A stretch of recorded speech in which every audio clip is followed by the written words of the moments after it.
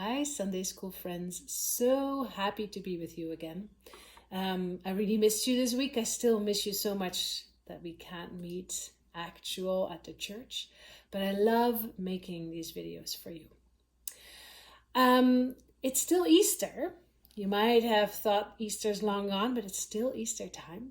And what I want to do in the last couple of weeks that it's still Easter, I want you to keep thinking with me about a very important theme in Easter, which is renewal. And in order to do that, we're going to do something special today and all the weeks after, because we're going to tell a story that keeps going through all the weeks. And it's going to be a story about renewal, about finding new life in old things, finding new life in things that other people might never have thought were still useful, finding new life in growth, in the abundant life that's in the earth all around us, what we see now also when we go outside in the beautiful spring weather. So I'm going to take you on a story that it will continue, and every week we'll see a new chapter.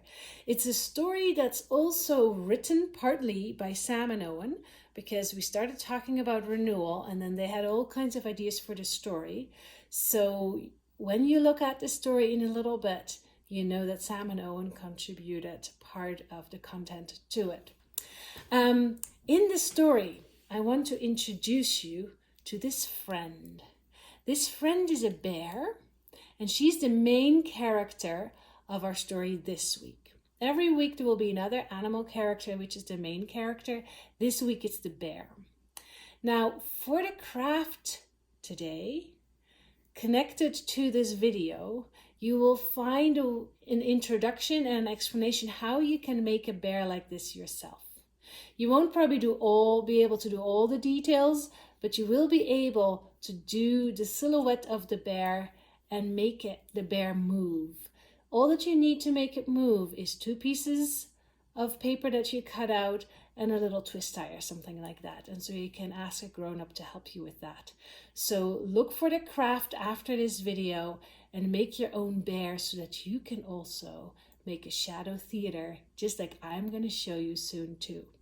But before we do that, first I'm going to invite Pastor Lyndon here to tell you a little bit more about some of the lessons of this week so that I can prepare the story for you. Okay, see you soon.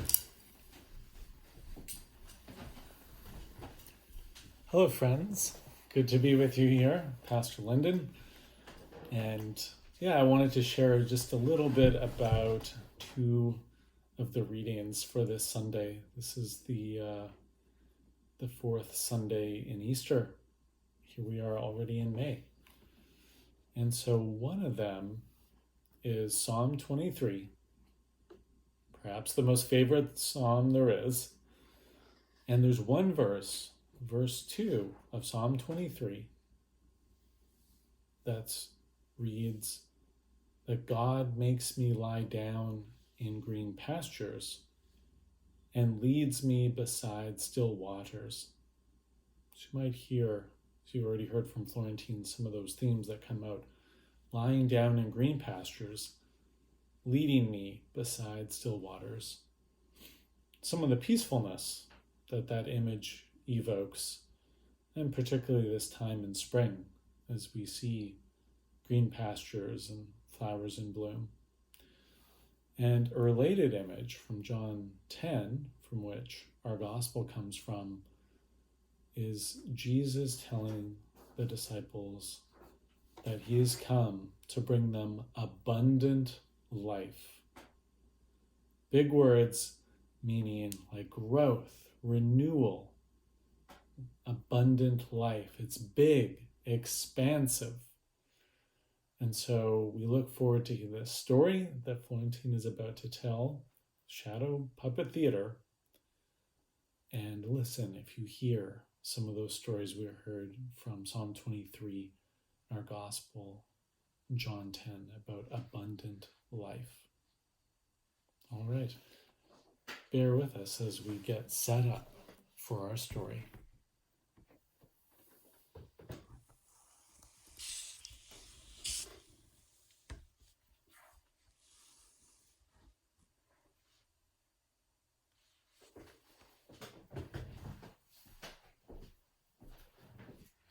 There once was a bear. See, she's just coming out of her den and sits in the morning sun on her island. This bear lived on a beautiful island, or I should say on an island that once was beautiful, because now the bear, hanging her head, lives on an island that has no more life in it.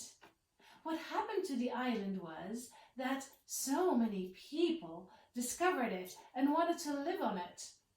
And they started building and building and more buildings and more buildings and more streets. And now everywhere she looked, except her own mountain, was covered with buildings and concrete. Not much life was left on this island.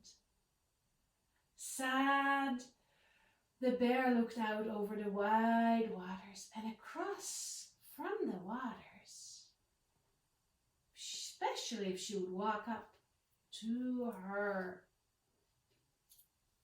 mountain, she could see, yes, she could see another land, a land where she saw abundant life, where she saw green pastures and still waters.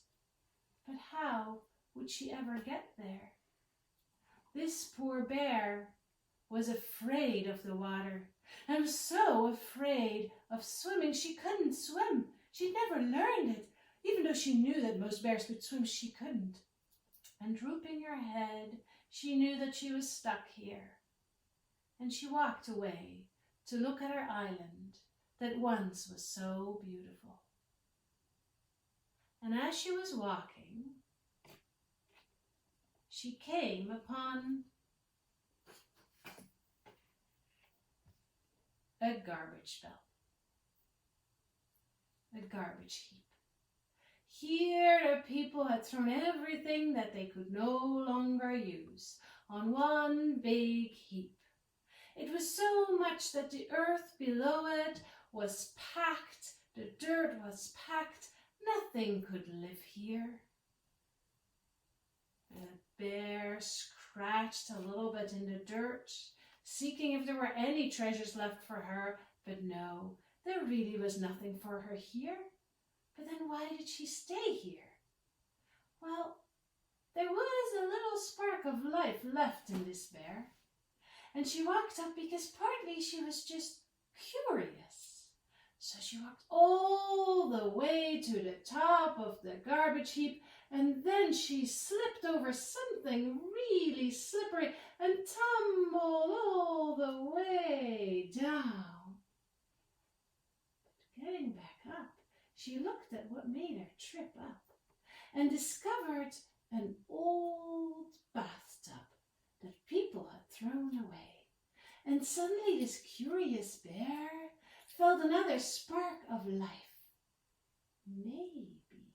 Maybe she could use this. And with a lot of wriggling and a lot of work, she was able to lodge the bathtub loose and carried it on her strong back and had to work really hard to pull it all the way with her to her own home. But what, might you think, could a bear possibly do with an old bathtub? Arriving back in her home, she dropped the bathtub, and started her work.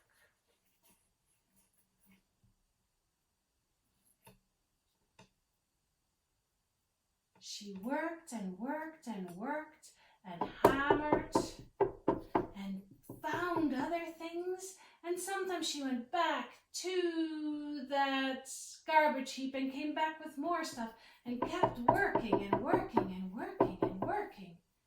And now, certainly you must be curious.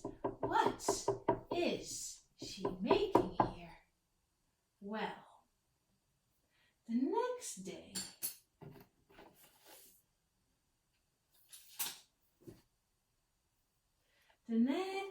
in the morning,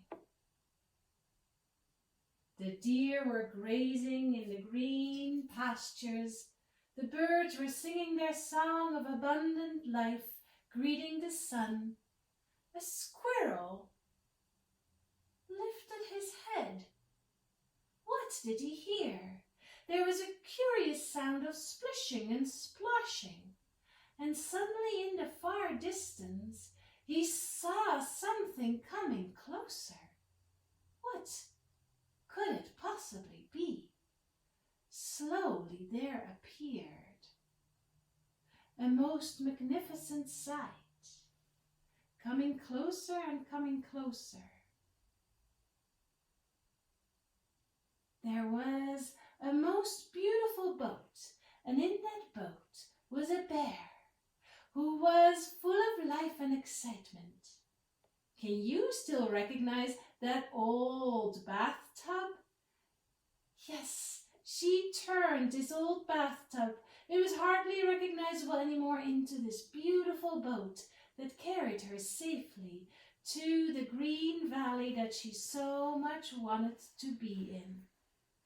And full of life and excitement, she put her boat out, got out of the boat, and knew that she had found a new home to live in with new friends.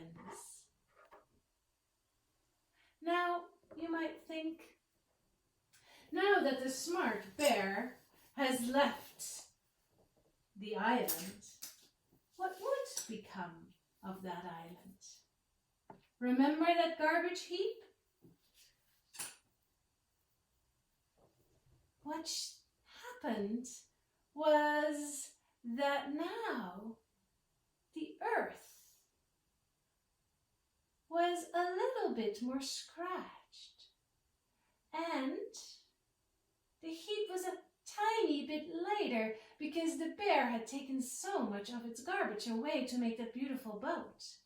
And so when there was a little curious worm that entered, the worm found that the dirt was just a little bit more loose, and the worm wiggled and wriggled and was able to get in there and make a new home there.